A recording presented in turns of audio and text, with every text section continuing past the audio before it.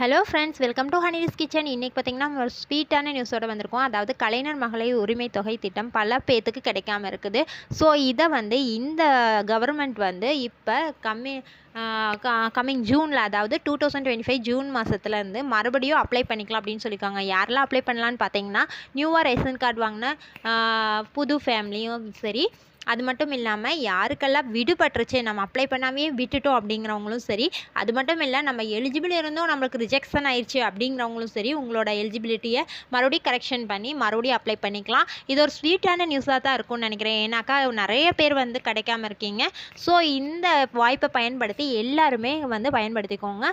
இது வந்து ஜூன் மாதம் தொடங்கி இருக்குது. இதில் 4 கட்டமாக 9000 பிளேசஸில் முதல்ல எப்படி சென்டர் வச்சு அப்ளை பண்ணாங்களோ அதே மாதிரியே நடத்த போகிறாங்க. ஸோ எல்லோரும் கண்டிப்பாக வந்து வெயிட் பண்ணிகிட்டு இருப்பீங்கன்னு நினைக்கிறேன். கண்டிப்பாக இந்த வாய்ப்பை பயன்படுத்திக்கோங்க.